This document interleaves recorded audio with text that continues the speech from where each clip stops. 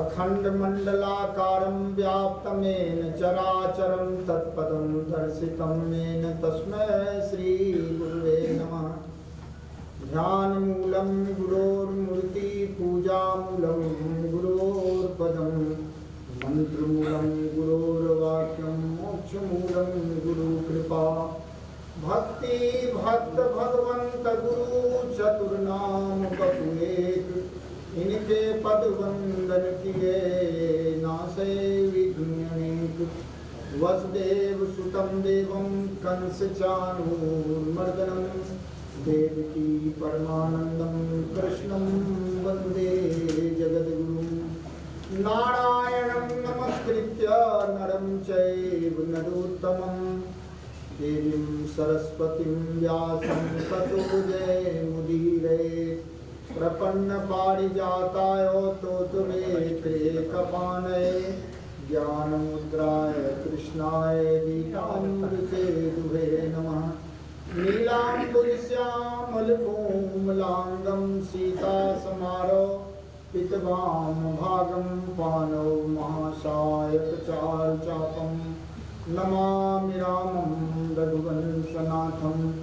मनोजवं मारुततुल्यवेगं जितेन्द्रियं बुद्धिमतां वरिष्ठं वातात्मजं वानरयूथमुख्यं श्रीरामदूतं शरणं प्रपद्ये। श्रीरामदूतं शरणं प्रपद्ये। या श्रीशरणं सुकृतनां भवनेश लक्ष्मीं पापात्मनां कृतज्ञां हृदये सबुद्धिं। श्रद्धा सतां कुरुजन प्रभत्सलज्जां तां त्वन्नतः परिपालय देवि विश्वं। हरि ओं तत्सत् हरि ओं तत्सत् हरि ओं तत्सत् हरि ओं। परमाराध्य श्री भगवान श्री राम, भ्राता श्री लक्ष्मण, मैया श्री सीता तथा कथा रस के प्रेमी हनुमंतलाल जी महाराज, परमाराध्या भगवती अम्बा जगदम्बा जो इस धरित्री की पालन पोषण और संहार करती हैं, तथा परमाराध्य परम पूज्य गुरुदेव स्वामी जिन्होंने योग बल की कृपा से अपने इस जीवन में अनंत खुशियाँ बांटी और स्वयं 336 वर्ष की आयु पाकर संसार से इच्छा मृत्यु का वरण किया। परम पूज्य श्री महर्षि पतंजलि उनको इस मंच में इस हाल में आवाहन बंदन द्वारा अभिनंदन करता हूँ। आदरणीय श्री लक्ष्मी नारायण मिश्रा जी जो यहाँ संप्रति DIG के पद पर विराजमान होकर भी अपने पद और गरिमा से के अनुरूप ही अपनी संस्कृति के अनुरूप ही CRPF को जो रचनात्मक कार्य किया है, मैं उनका तहे दिल से धन्यवाद वंदन और अभिनंदन करता हूँ। हमारे CO साहब रामविलास बाबू तथा हमारे अभी नए सबसे पहले मैं बधाई देता हूँ कि उनसे 2IC के पद पर नए विराजे हमारे रितेश बाबू तथा उनके पासारे परिवार, हमारे DIG साहब के सारे परिवार जो कथा रस के अनंत प्रेमी बनकर हमारा मान बढ़ाते हैं, हमको सुनने का प्रयास करते हैं यथासाध्य। वह अम्बा जगदम्बा के चरणों में मैं प्रणाम करता हूँ।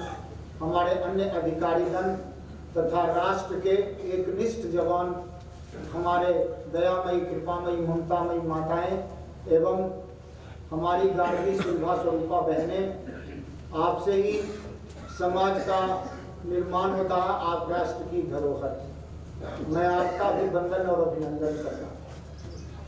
समग्र योग ज्ञान पीठम देवभूमि योग पीठ की ओर से मैं सबका आवाहन करता हूं कि जब कभी हरिद्वार जाने का मौका मिले, अगर मैं वहां रहूं तो आपकी सेवा करते हुए मुझे चाह नहीं मैसूर वाला के गहनों में उठा जाऊं, चाह नहीं प्रेमी माला के बिग प्यारी को जल चाहूं, मुझे तोड़ देना बनमाली उस पथ में तुम देना फेंक, मातृभूमि पर शीश चढ़ाने जिस पथ जाएंगे। वीरों की धरित्री और वीरों से शोभा है इस धरती की, और इस धरती के उस वीर के लिए मेरा सिर, हर वीर के चरणों में मेरा सिर झुकता है, और मैं चाहता हूं कि वह जो फूल मुझे चढ़ता है वह आपके चरणों में चढ़े, तभी मुझे सुकून।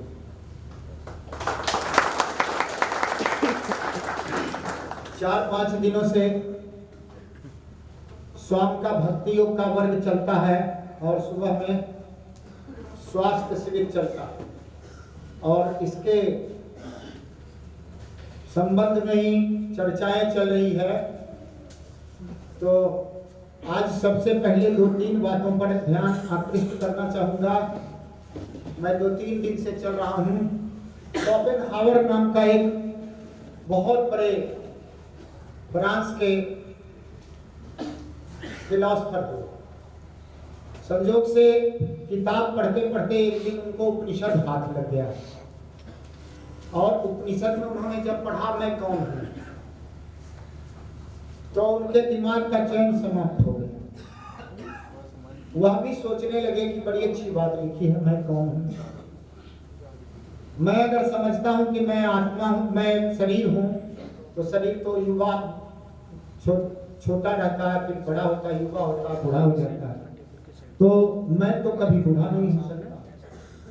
मैं अगर रूप कहता हूं तो रूप भी कभी झुर्रीदार हो जाता है, कभी कुछ हो जाता है, स्थायी नहीं है।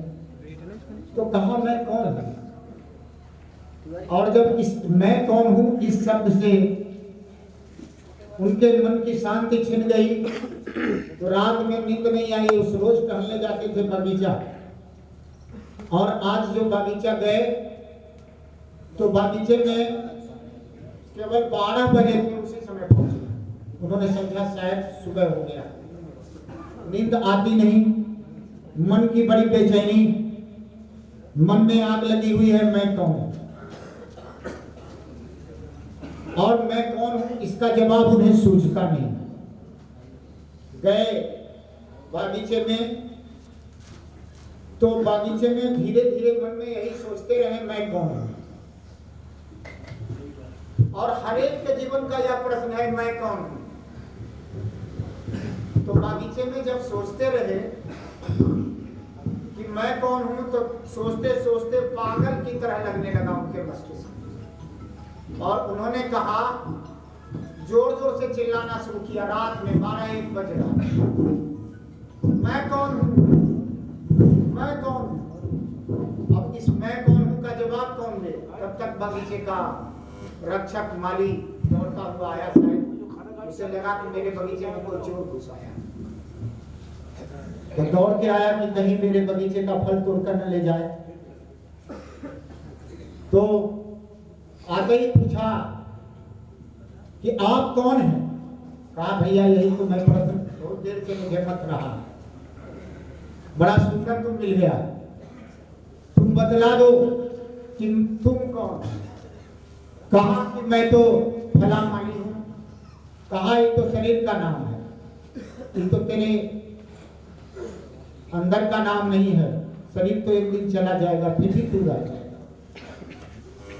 कहा कि महाराज मेरे बाल बच्चे हैं, खाने पीने वाले हैं, आप तो पागल हो ही चुके हैं, मुझे भी पागल बना दीजिए, मैं पागल होना नहीं चाहता। कहा अरे पागल तो मैं पहले था, जब मैं नहीं जानता था कि मैं कौन हूं। जब से मैंने यह जाना है, जब से उपनिषद पढ़ा है, तब से मुझे पता चल गया कि हम पागल थे, अब मैं ठीक हो गया। अब मुझे पता चल गया कि मैं शरीर नहीं, और मैं जब से पता चला कि मैं शरीर नहीं हूं, तब से तमस में था, जीता था, तमसो मां ज्योतिर्गमय, मृत्यु में जीता था, अब अमृत में जीता, मृत्यु और मां अमृतम गमय, असत्य में जीता था, अस्तो मां सद्गमय।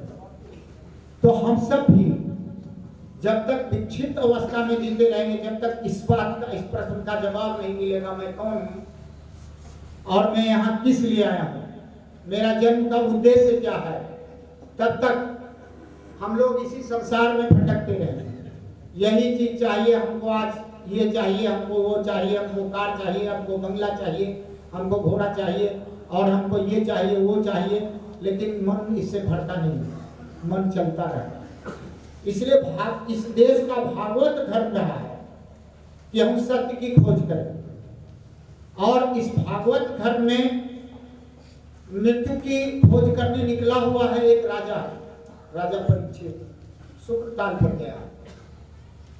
और देखिए राजा का भागवत धर्म क्या है, इतने बड़े राजा हैं, इतने धार्मिक राजा हैं। श्रमिक ऋषि का श्राप लग गया, हमें पता चल गया है कि 7 दिन में मैं मर जाऊंगा, 7 दिन में मैं मर जाऊंगा, और 7वें दिन में मरूंगा, इसलिए मुझे मृत्यु से भय लग रहा है। इस भय की से मुक्ति कैसे हो?